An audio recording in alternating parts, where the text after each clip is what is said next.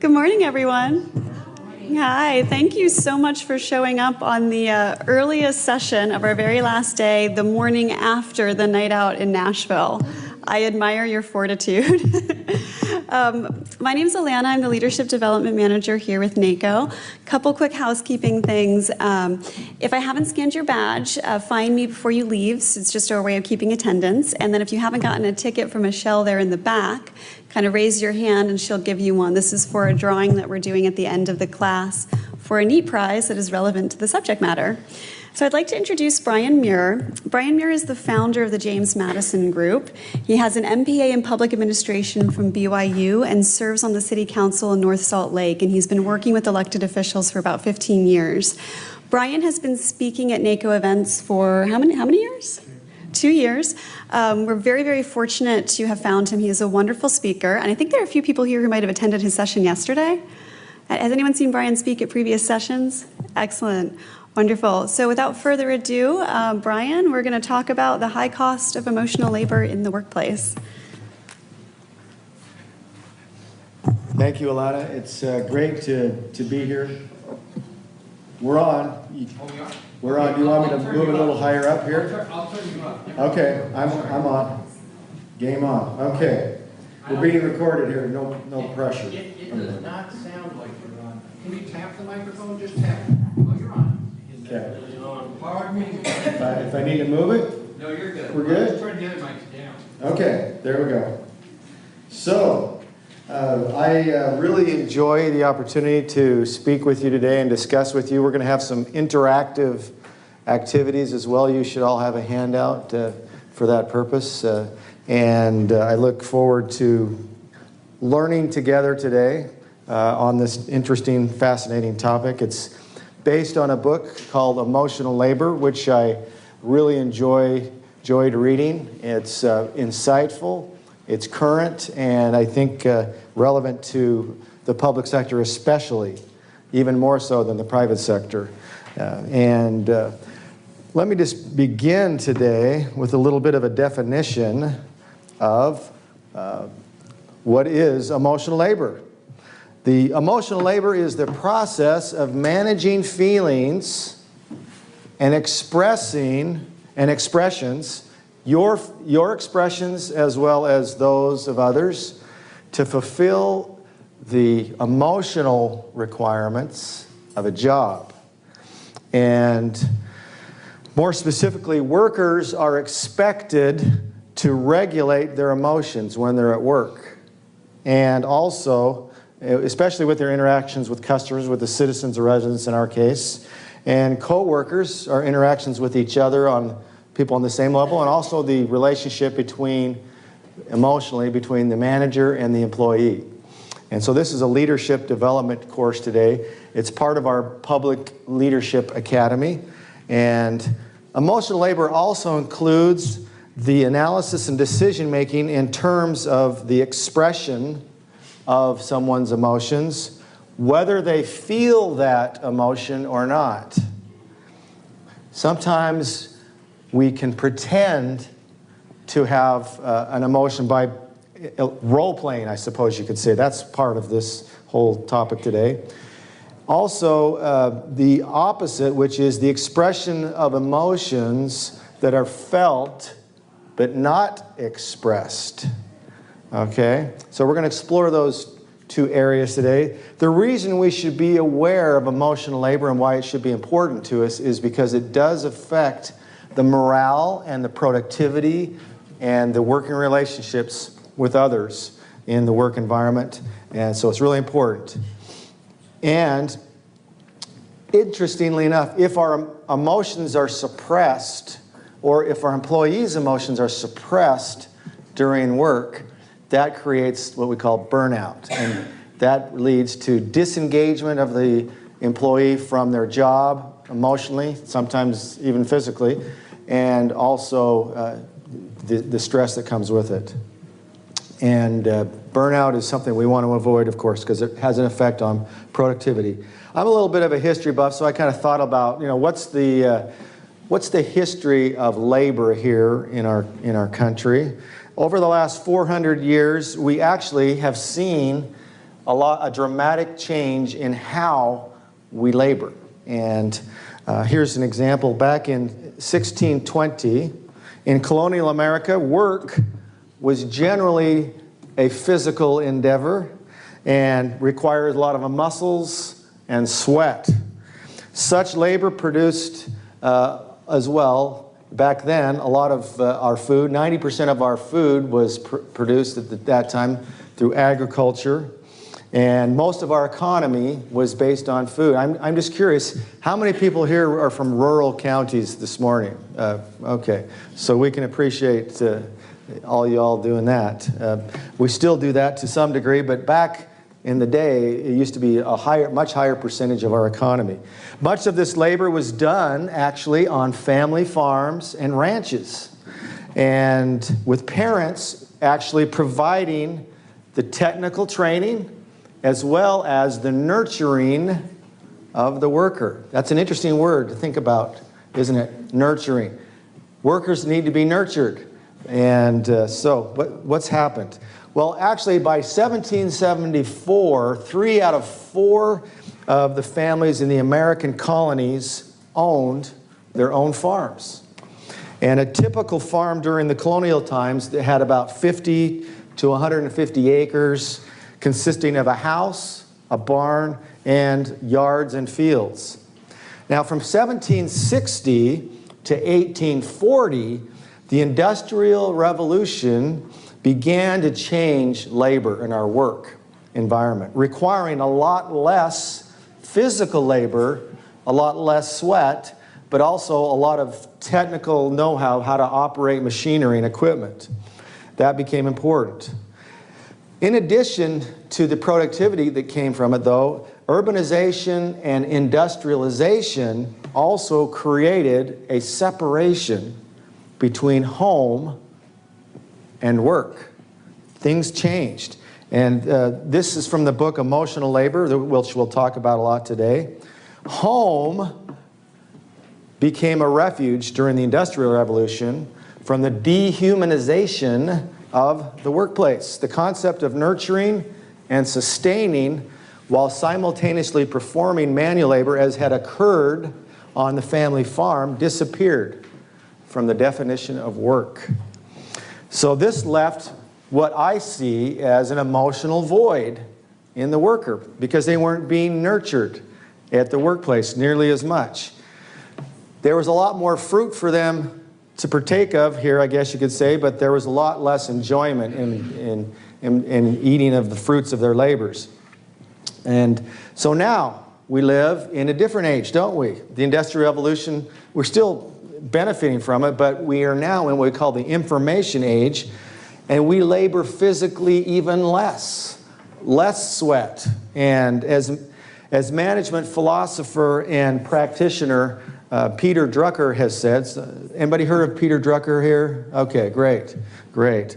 He's a pioneer in management practices in our country.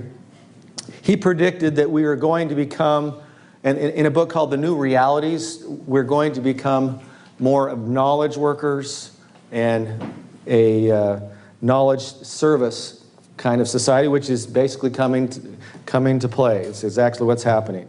And he had this really amazing insight, I think, that we have to think about today.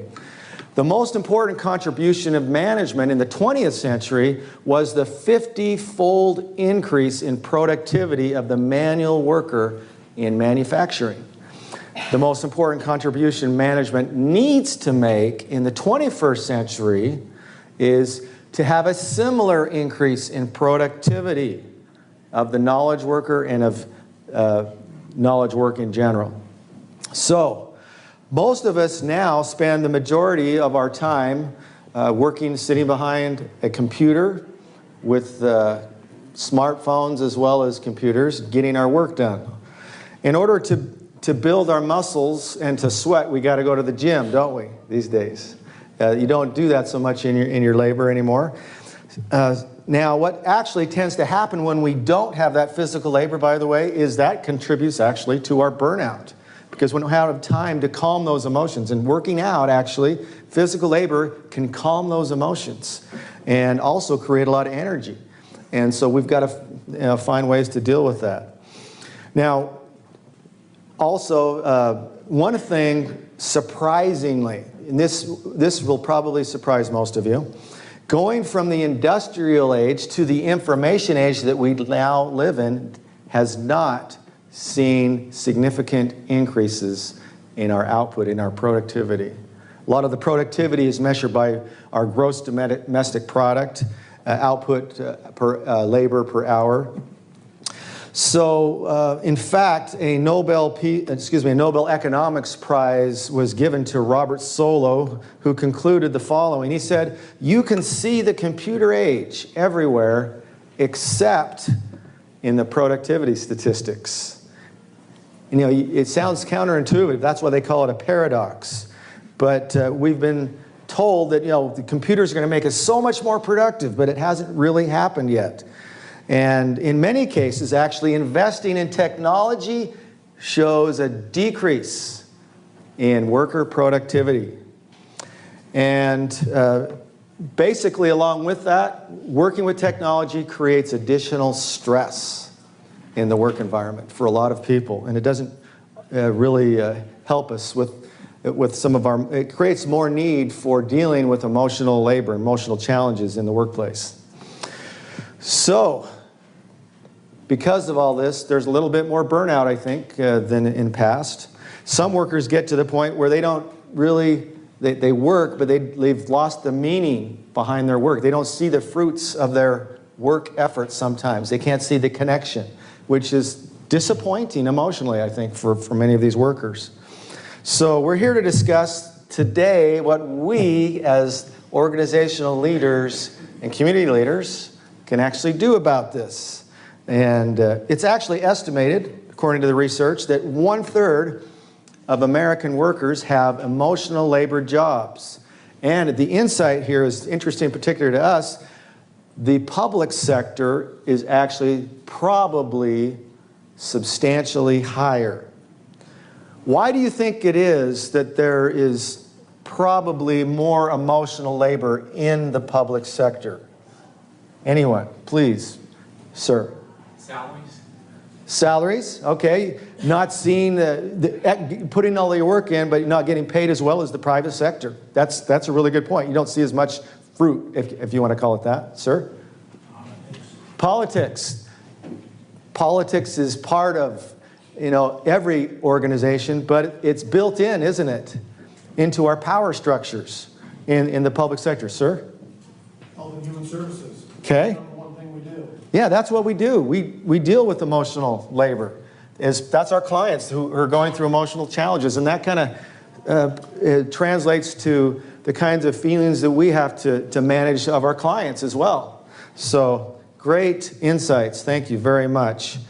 So we actually have a unique relationship with our customers and in the public sector. It's a little bit of a power relationship, right? We actually have the power to tell them no.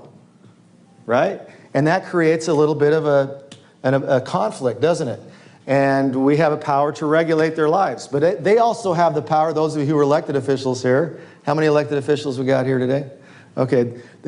Obviously, the citizens and residents have the power, or the citizens in particular, have the power to vote us out of office, right? So that's an interesting nuance that we have to deal with as well.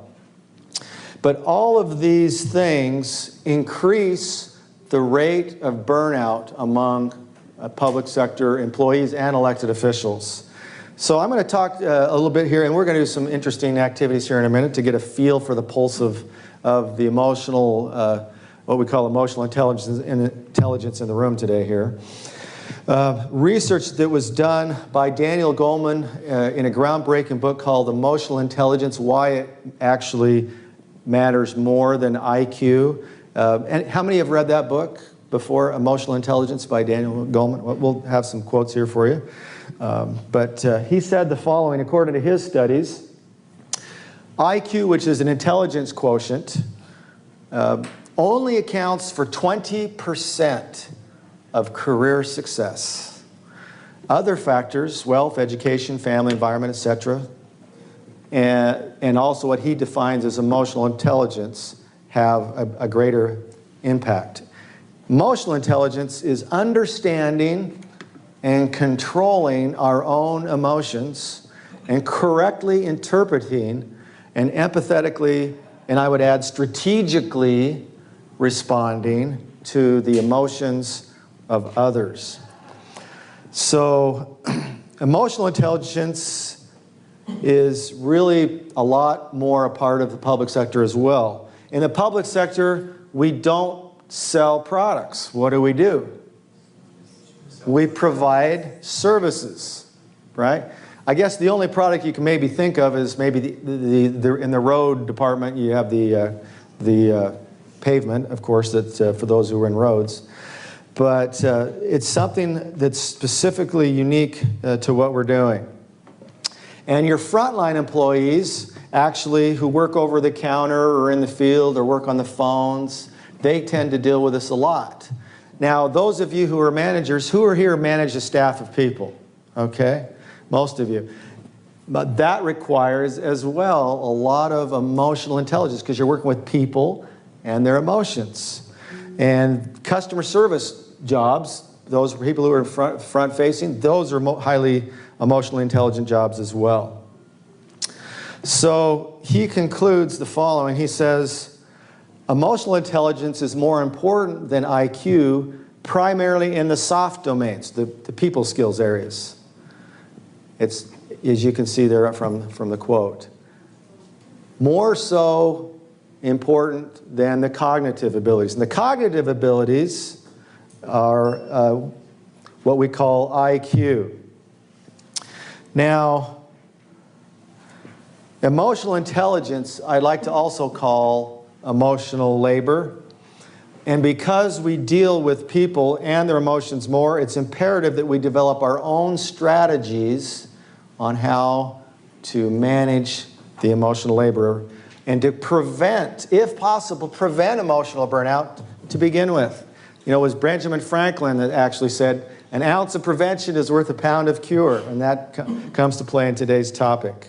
Let's prevent it from happening in our work environments. So if you will, you have a little handout there. I'm going to just put up a slide here. If you could go ahead and fill in the blanks here, if you haven't already.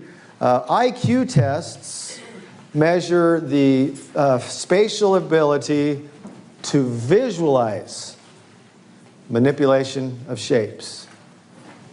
How many people here have ever taken an IQ test? You can do it online, for free pretty much, but it's an interesting endeavor.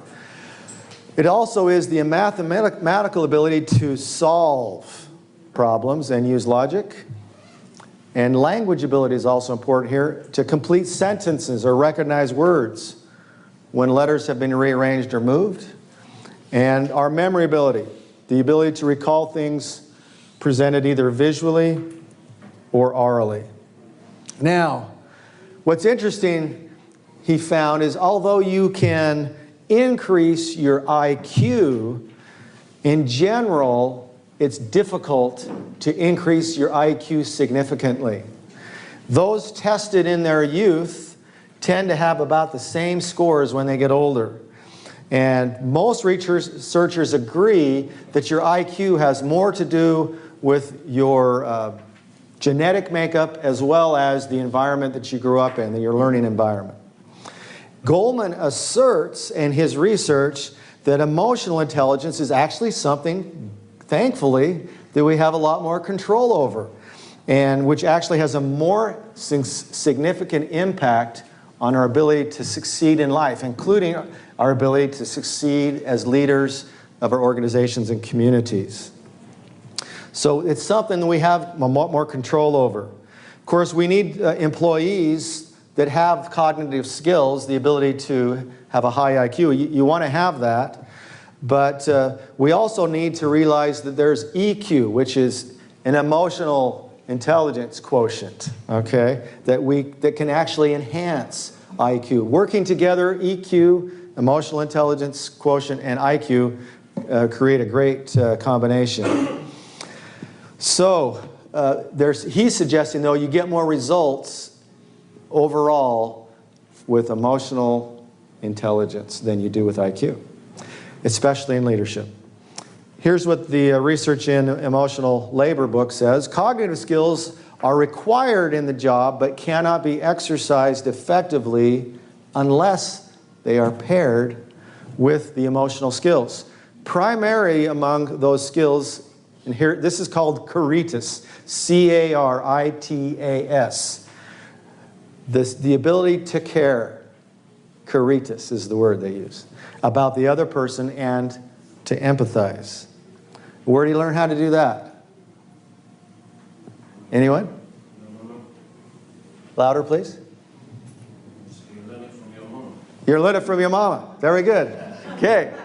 It's very true. In our home environments, in our life experiences, right? It's where you learn. And so fundamental to emotional intelligence as well are the competencies of what they call social awareness and developing relationships. And which he again says are learned abilities. If we didn't learn it from our mama, we can develop it, right? So let's think about that today. Now, here are some abilities of an emotionally intelligent leader. I think these are also some fill in the blanks at the bottom of that same page you're on. To be able to motivate yourself. So thank you for motivating yourself to come today, this morning on Monday morning. That's really hard, right? And persist in the face of frustrations, to control impulse, delay gratification, regulate our moods, and keep our moods from swamping our ability to think.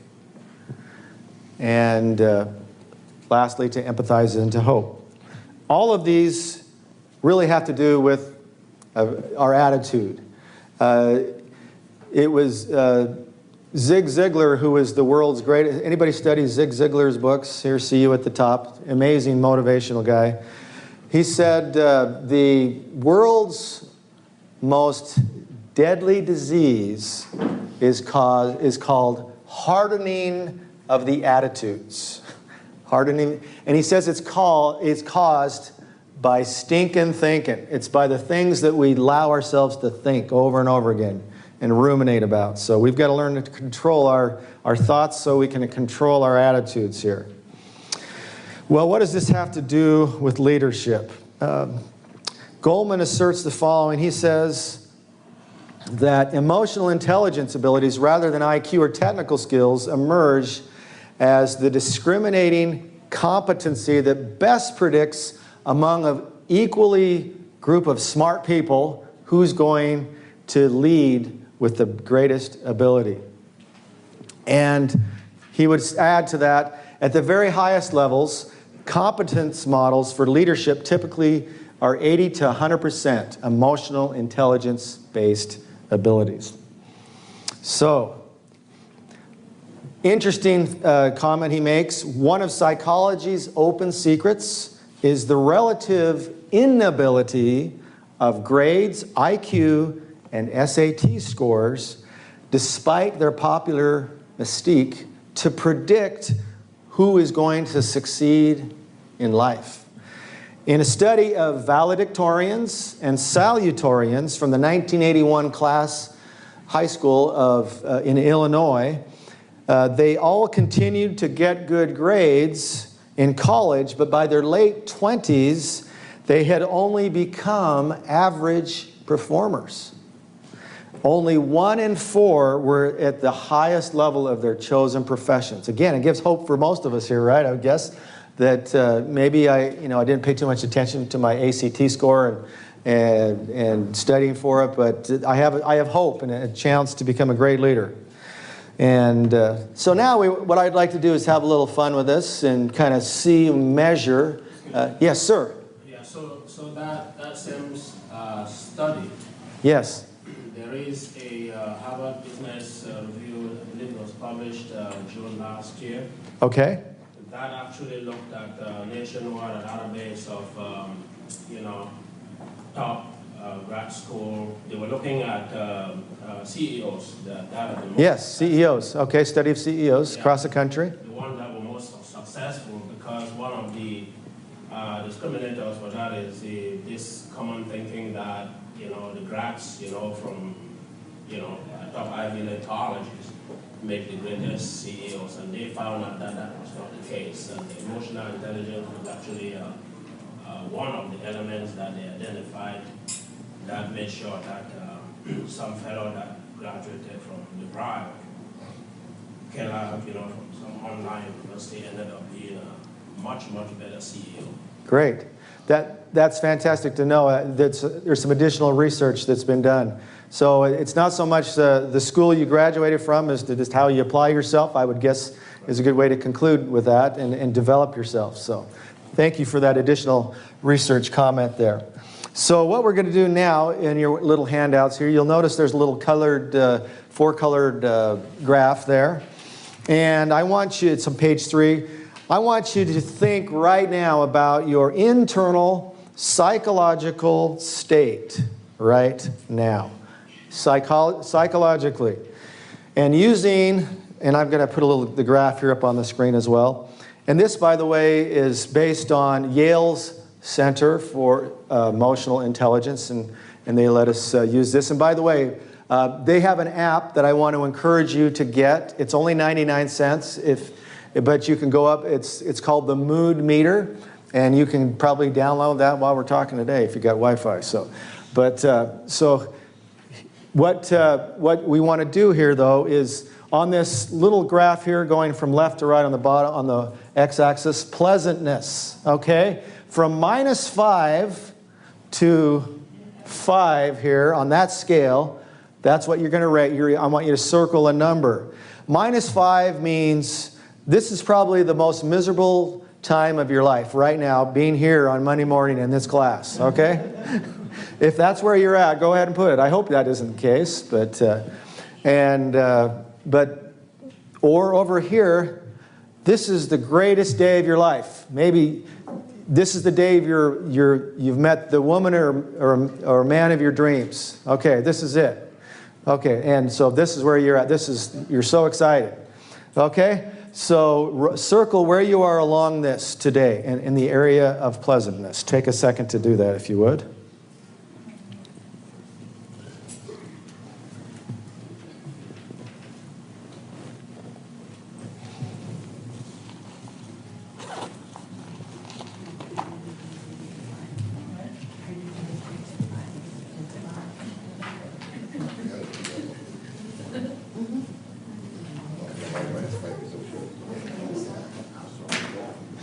Okay, now let's talk about your physiological state right now in the area of energy. And those of you who have already had your first cup of coffee, this is probably going to get skewed a little bit, okay? But that's all right. If that's what you usually do is drink lots of coffee, it's probably okay to use that as a standard. So down here, on the y-axis, I want you to circle all the way up to the top 5 there, up to the number 5. I want you to circle -5 if you're just completely exhausted and you're about ready to die at the edge of your life here, okay? At maybe the top, number 5, you are just so pumped up and ready to go, you could run a marathon right now, or a couple, maybe even a triathlon, something like that. Just go ahead and circle where you are along that area. Okay. All right, now, I want you on the number that you just drew, circled right here, I want you to draw that's horizontal, right? Horizontal line that way through that number you just wrote down, circled, okay? Wherever you are. So if you had a 1, your horizontal line would kind of go like that, okay? And then I want you to draw a vertical line along this area. So the vertical line is going to intersect or go this way, okay, on the x-axis. And then at some point, if you did it right, you should see an intersection of those 2 lines. And that should put you in a quadrant, one of these 4 areas, okay? That should put you into a quadrant. All right. Everybody got that okay? All right. Now, this is going to be a little more difficult.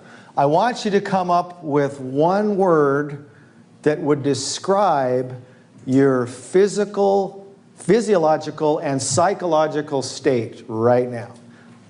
It might be hard to come up with the one word, but do your best. And I'll help you out here in a minute. Just do your best and put that word, write that word right where your two lines intersect in that area, in that general area.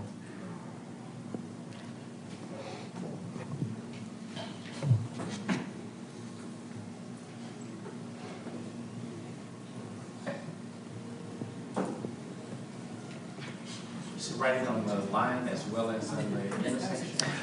Just kind of make sure the word is somewhere in that quadrant near the intersection of those two lines, in the general vicinity. I'm not grading this. This doesn't affect your college entrance exams or anything like that if you're going to go to college again. So, all right. Okay. Now, here's some little helps here in case you had a hard time coming up with a word. See if any of these, did anybody come close to some of these words in your quadrant? Okay. Okay. Good. All right. So that, feel free to, if one of these is a better word, go ahead and fill that in there, if you would. All right. Okay. The next thing I would like you to do is come up with a phrase, okay, that describes how you're feeling. Okay? Let's say that you're way up here in the upper right-hand quadrant, ecstatic. You could say something like this: I am so happy, I feel like jumping for joy and singing a song. Okay? All right? But maybe that's not where you're at. So maybe down here, I'm just at peace today, whatever. Just write down a phrase that describes how you're feeling right now.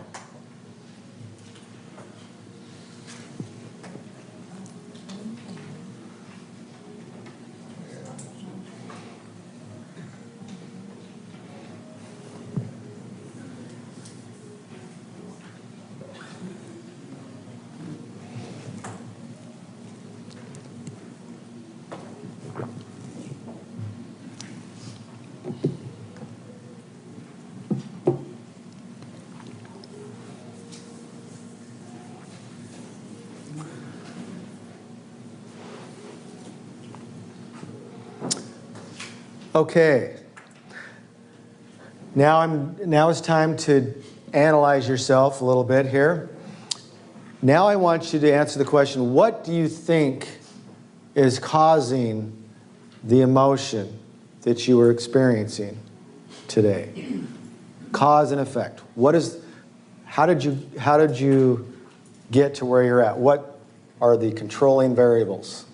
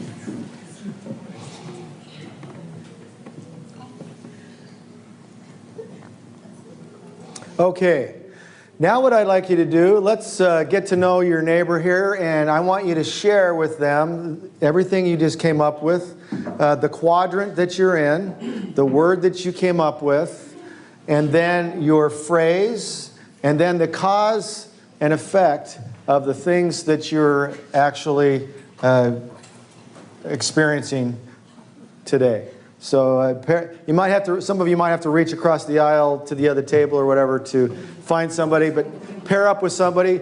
We'll take a couple minutes here just to kind of share each person's situation.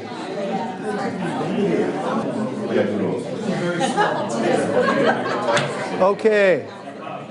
Thank you. I appreciate the energy level of that activity that you exhibited. I appreciate. How many people found that relieves stress a little bit just to express that? Anybody? Okay. How many felt it was like post-traumatic stress, that everything, all of your memories came back? And okay. So hopefully to be able to articulate, your emotions and define them, as well as to wrap your arms around what the causes are of your emotions. Actually, that's a sign of emotional intelligence. And there's some other things we're going to talk about here as well. But I'm just curious, how many people here are skilled at masking your true emotions? Okay. That's actually, when you do that, that is emotional labor. You have to have, you're role-playing. It's called artful effect. You're trying to play act the way an actor would be. You're just like Robert Redford, right? Or if anybody, what's a more current actor? Anyway, I don't know. I watch all the old movies, so anyway.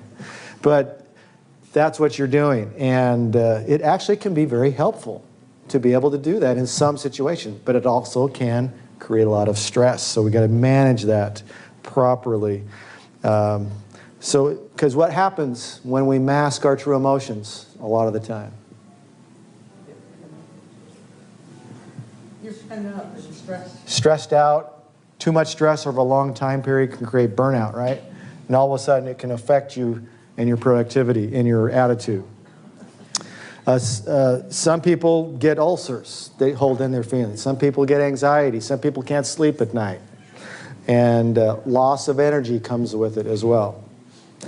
All right, so one last question I have now about your emotional state is, and this is going to be an audience kind of discussion here, if you would, feel free. What is your strategy? Let's say that you're right over here right now, kind of in this melancholy area like Hamlet. Anybody like Shakespeare? Okay. Hamlet was a melancholy character here, and it helped him. There was method to his madness as well. Some of you might have heard that before. But how do you get from here, assuming you want to come up to here? Or how do you get from a quadrant you don't want to be in to a quadrant you do want to be in? What is your strategy? Anybody? What do you do to improve your pleasantness and to improve your energy? What are some of your tactics and strategies? Personally. Walking. Well, I was going to say walking, but I was like, you can't let what someone else does dictate how you're going to feel about it, because you're always in control of how you're going to respond to anything that you are. So being in charge of your own emotions, that's a choice, a personal choice you make not to be offended by somebody, for example, that says something hurtful or whatever, right? Okay, that's very good. That's a good ability to have. Other people's strategies. Sir? Little self-pep talk, some positive self-pep talk. I guess meditate. Meditate. Yeah. A lot of people do the meditation along with the exercise, like yoga, that kind of thing. I actually do yoga myself. I play basketball 3 times a week and then do yoga 2 times a week, actually. And it actually helps with my basketball game, too, for whatever reason. So, all right. Exercise, though, that actually helps those endorphins as well to get us so that we don't get so burned out. Anyway, other things strategies you might use. If we covered them all. Well, we're going to share some additional ones that come from the research that you can do to improve the morale of your employees as well, okay? And having a strategy, a coping strategy is also a sign of emotional intelligence. Okay? And that's productive emotional labor. There's unproductive emotional labor as well. Tell me what you think about this following job description here. What do you see? Read this if you would. What do you see as the most important part of this job, most important qualification? Take a minute.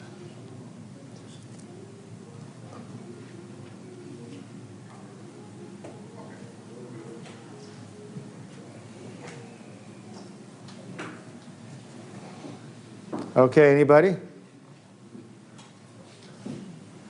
Sir? Positive attitude. An attitude. Okay.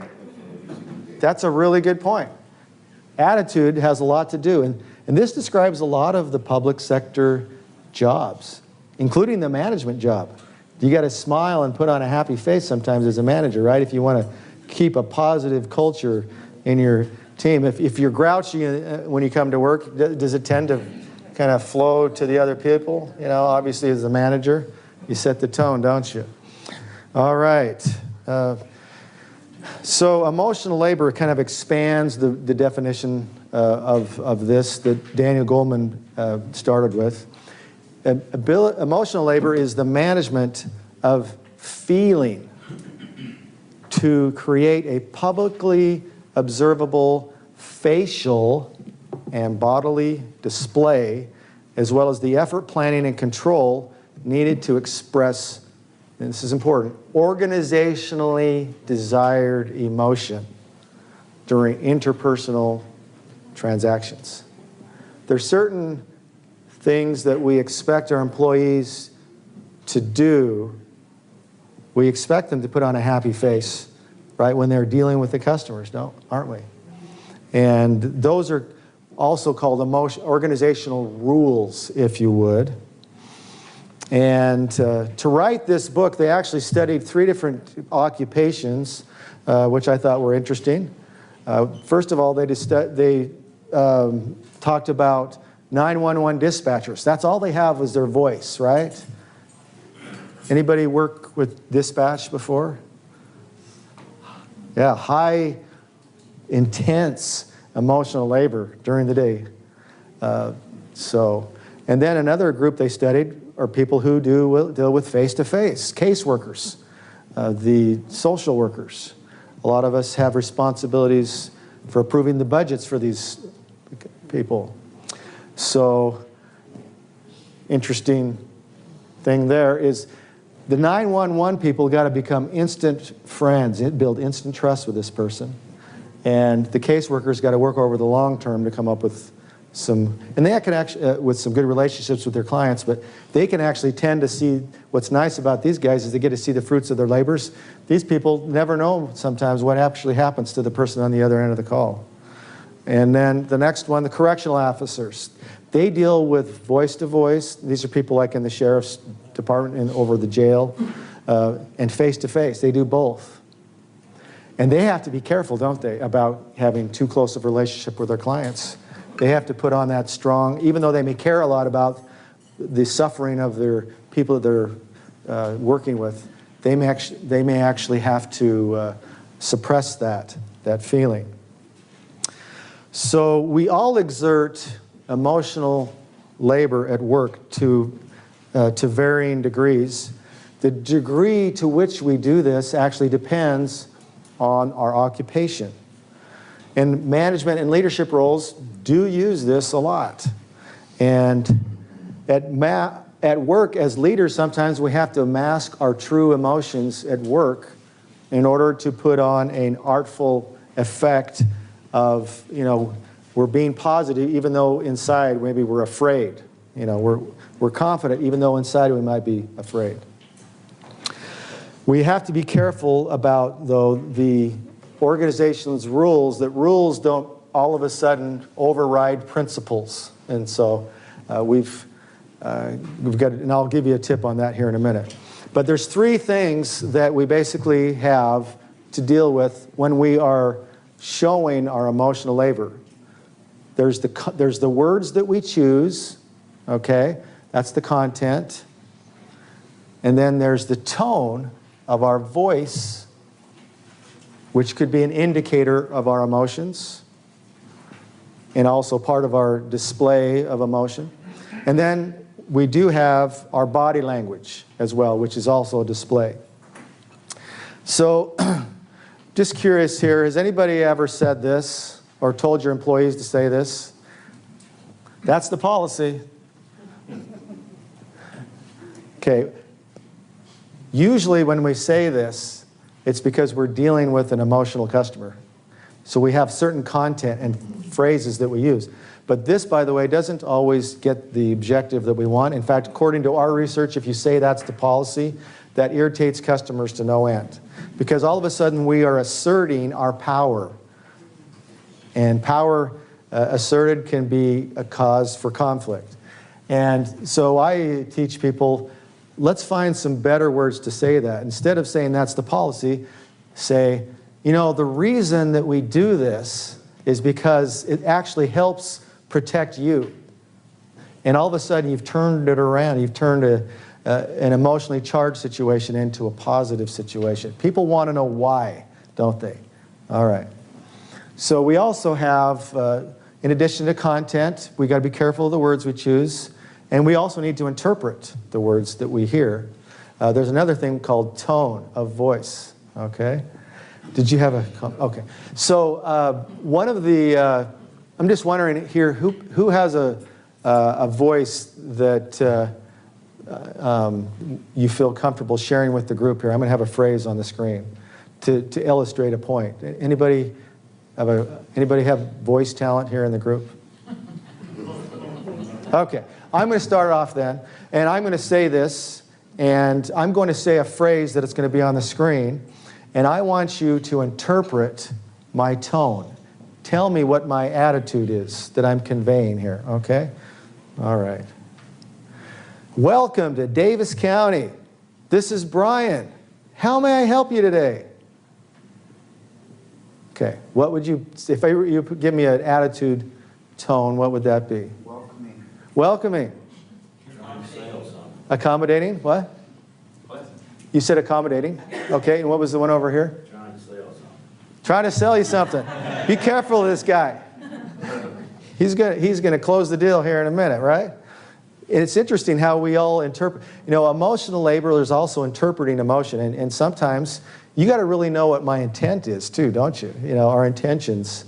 They say the secret to success is sincerity, and once you can fake it, you've got it made, right? So, but really, our tone of voice has a lot to do with our emotional labor, and it's not easy to put on a positive tone of voice or a positive in a difficult situation. And you know, sometimes it's not appropriate to be enthusiastic. You know, it may be more appropriate to be calm, cool, and collected, right? When you're dealing with a 911 call, for example. So display actually has to do with our body language. Positive body language, negative body language, and sometimes it's neutral. But what's a good positive body language thing for a manager? What's some good positive body language that we can display? Smile. Smile. Good. Eye contact. Yes. Direct eye contact. You're listening instead of looking at your smartphone going up and down and up and down. Okay, that's good. So these are things, and what's some negative body language that we got to avoid? Arms crossed. Arms crossed. What does it do? You're blocking off the other person emotionally. Now, you got to be careful not to misinterpret things, too, because sometimes it can mean it's really cold in here, right? So that's the key to emotional labor. Emotional labor is more of an art than a science. Some people just get it, and they've just spent a lot of time in their life being socially aware. And so, but you can develop and practice these techniques. All right. So, emotional labor is just as necessary, it says in the book, for jobs that require negative interactions. For example, police officers need to exert authority and control in hostile situations. To do their jobs well, all must employ skills similar to those of the method actor. They invoke and display emotions just as actors are playing roles. Again, this is called artful effect. Here are some examples of people using emotional labor in the public sector. Take a minute to look at that.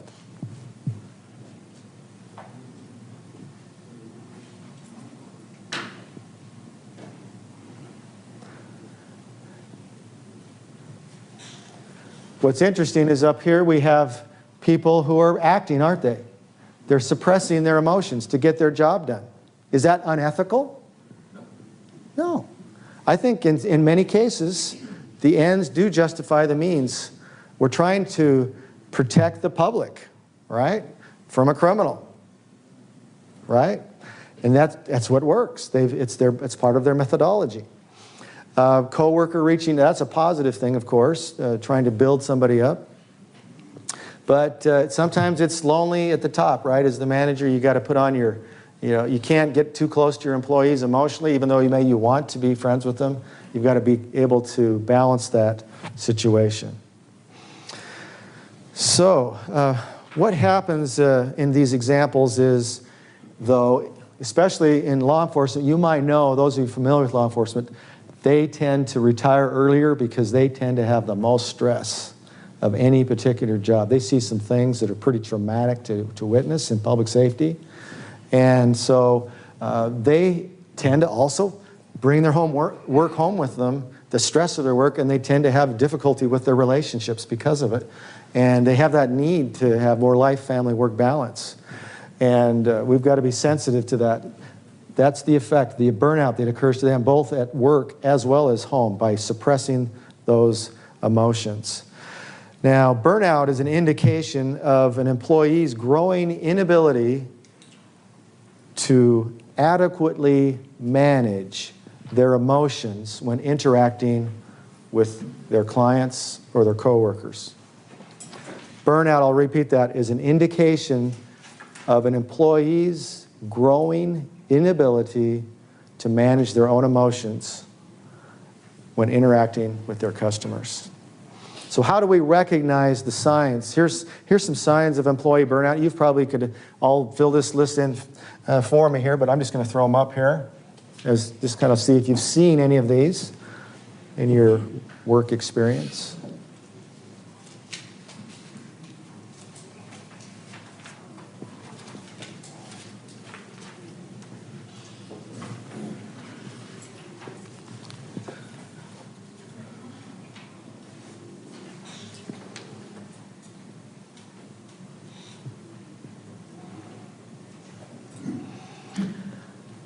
So,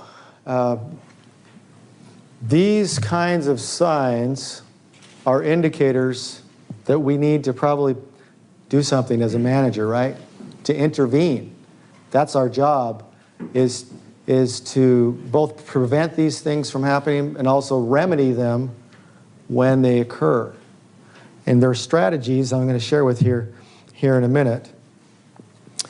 In some of the worst cases, there is a feeling that no matter how hard an employee tries, they could never have a lasting impact on their clients. They don't get to see the emotional fruit of their labor or just a sense of accomplishment. They just keep putting in the time and they don't ever see the end. And that depends on the nature of the job, of course. In many enforcement-related and public relations jobs, there's an emotional dissonance. The mismatch, it means there's a mismatch between felt emotions and pretended emotions, because as they're trying to meet the expectations of the organization. And so I'm going to give you some ideas on how to counter this burnout, okay? Oftentimes, when people are dealing with burnout, they result to some of these, what we call dysfunctional kind of coping strategies. Substance abuse, right? That's a dysfunctional coping strategy. But there's also some things that we can do to be a little bit more functional. Oftentimes, burnout makes employees unproductive, of course. So how do we make them more productive? One thing I like to teach a lot in our Public Leadership Academy, and this is working on one-on-one with the employee when you're trying to coach an employee, but problem ownership. I read a really interesting book by Gary and Joy Lund is their name. They were marriage therapists, and they realized as they were interviewing people and helping them and counseling them, that a lot of people have this tendency to take on the world's problems. And they personalize everything. There's compassion stress, compassion trauma, empathetic trauma that people feel. And really, we got to remember, whose problem is it? If the client is, acting inappropriately, whose problem is that? It's the client's.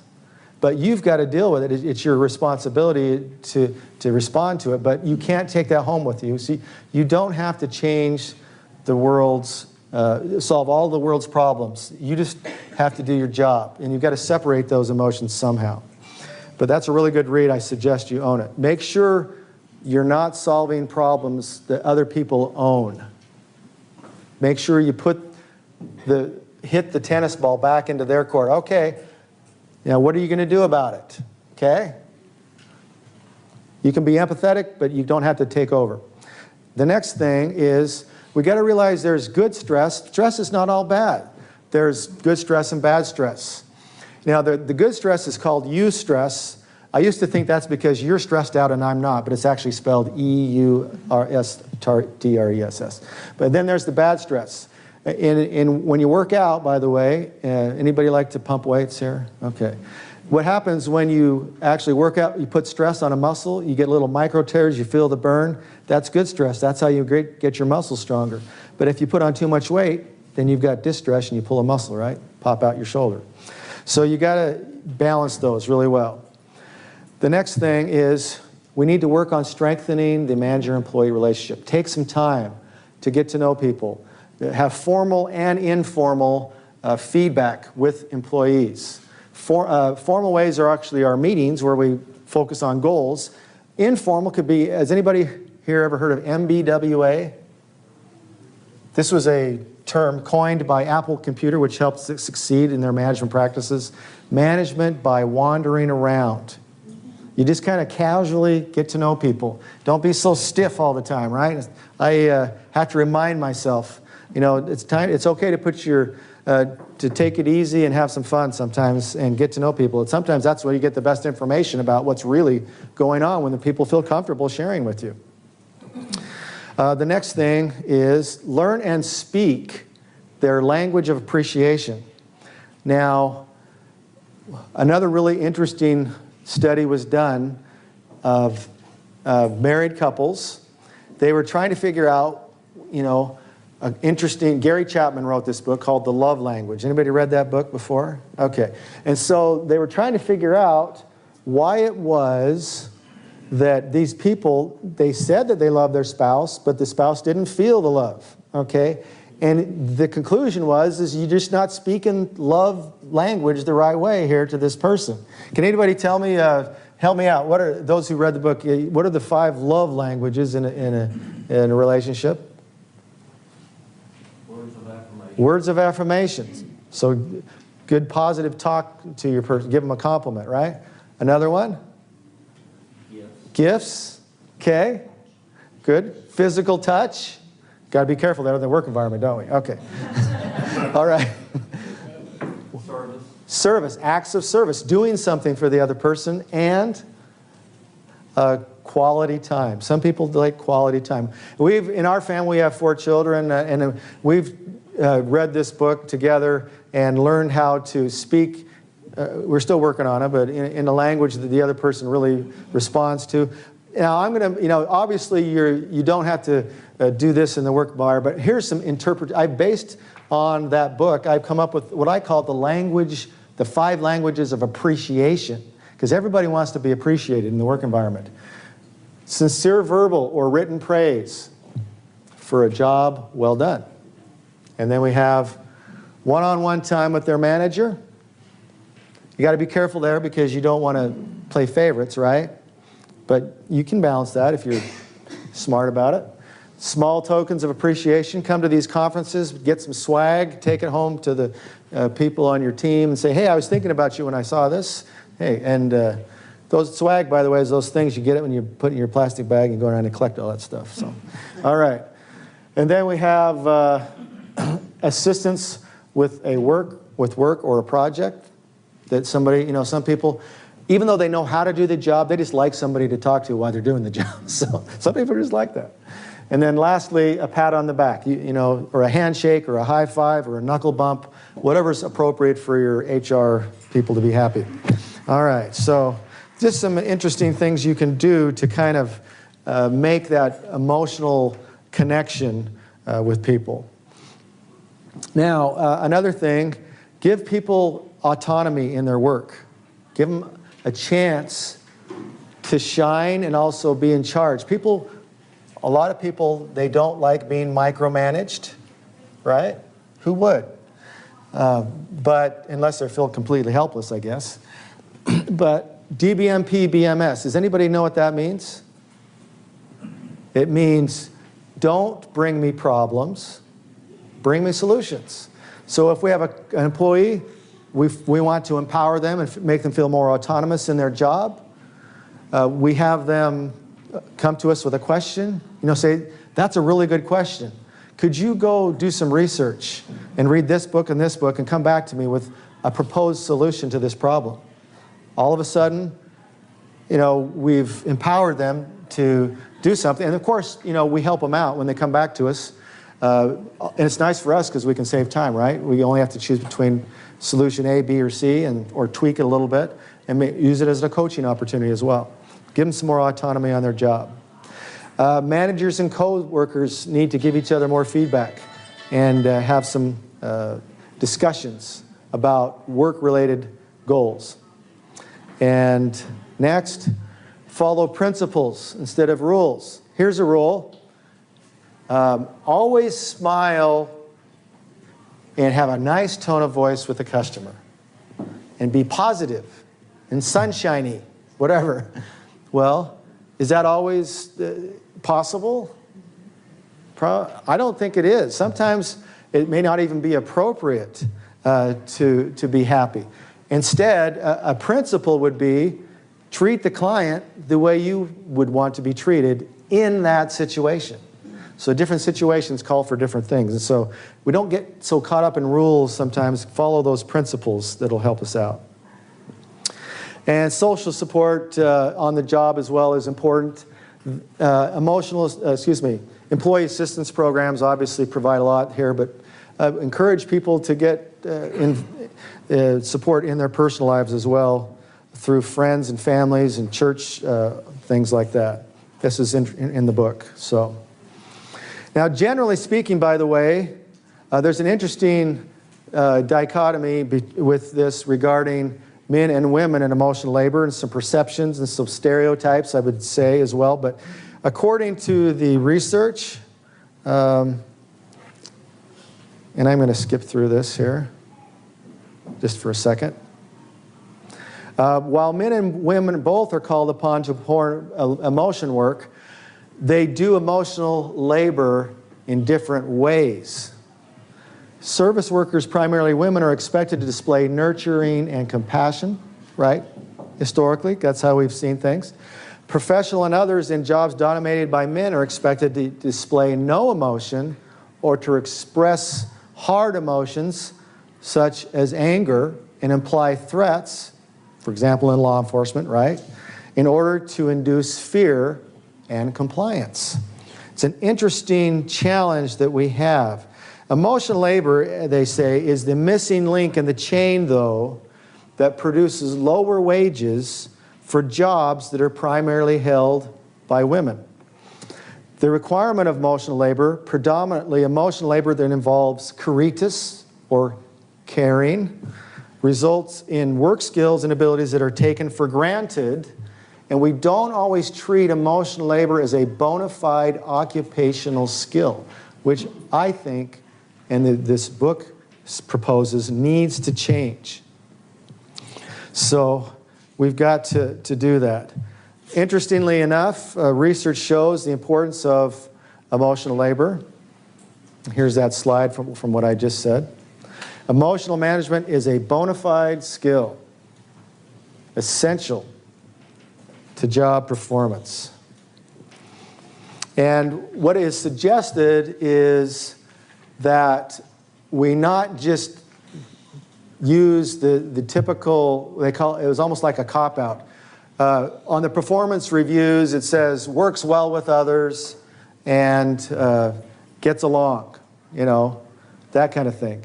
Well, there's more to the job in emotional labor than that, and we've got to find ways to do it.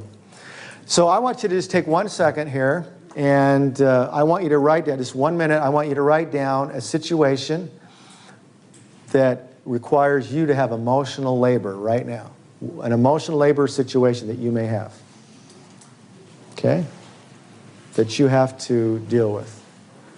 Where are you exerting emotional labor? Maybe in your management practice, for example, with your employees.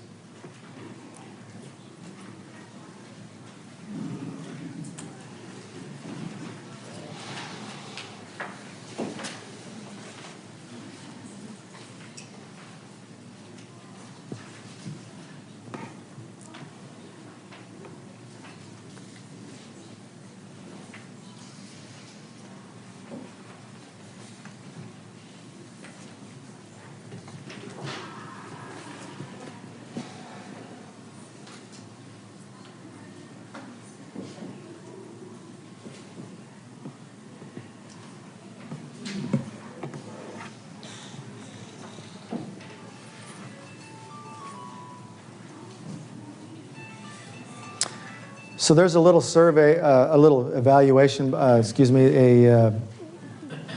emotional intelligence assessment that you can do, self-assessment. If you could do that after the workshop, that's what it's there for. And maybe get some ideas on some things you can work on being more emotionally intelligent. I'm going to now move over here just to conclude I want to wrap up one important thing here. Emotional labor is relational work. It involves managing the emotions of others to achieve a desired state of mind or a course of action. We want them to do something as a result of our intervention into the emotional labor. It also involves managing our own emotions to project the appropriate emotion for the situation at hand. Now, if you remember our little graph earlier, okay, is it bad to be in one area all the time? Or is there a superior quadrant to be in? Or is the reality we tend to move around into all the quadrants? I think what's interesting here is what would happen to your team if you were always ecstatic? Like, Robin Williams all the time, just pump, pump, pump, go, go, go, right? You think people would get burned out after a while after that? You can't keep up with that guy, okay? What would happen if they never heard you get angry? Is it okay to express anger sometimes? I remember one of my CEO of my company, he got mad. He says, you're going to take care of this customer. Customer service is important to me. He was angry. I got the point. And he wasn't talking to me. He was talking to a coworker. But boy, I got the point. I'm going to take care of these customers. All right? And then what if you're always content, just at peace? There's a time and a place to be content, but there's a time to pick up the energy level and get things done, right, on a project. And what if you never show that you're afraid or vulnerable? I guess you're play acting, but really, if you show you're vulnerable, maybe other people will feel comfortable showing their vulnerabilities, and you can discuss it and kind of work together and help each other, right? Overcome your vulnerabilities. interesting thing here, as we're wrapping up here, just one little more. Take a look on your last page. Here are some benefits of being in each of those 4 quadrants.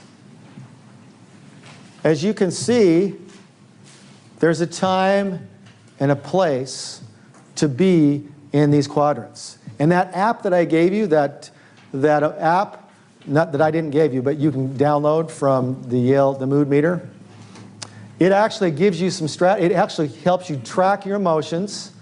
It's interesting. And then it gives you some strategies recommended to help you if you want to move from this quadrant to this quadrant. It just depends on your job and that day what it's required. And hopefully we've covered a lot of territory here this morning, but I appreciate your interaction and energy. And emotional intelligence is an important part of emotional labor as well. So we actually have you all, I believe, got a ticket when you came in. If anyone didn't get a ticket, Okay. raise your hand so Michelle can give you one. I got someone right here. All right. Thank you, Brian. You're welcome. So if I missed anyone while scanning badges, let me know. And before we do a drawing for this, we actually have a special gift for Brian, a token of our appreciation. Oh. Limited edition NACo socks. Oh, thank you. Enjoy. I'm going to wear them next time I play basketball. Monday morning basketball, Wednesday morning basketball, actually. Thank you. All right. So let's see here. Let me stir these up. Okay.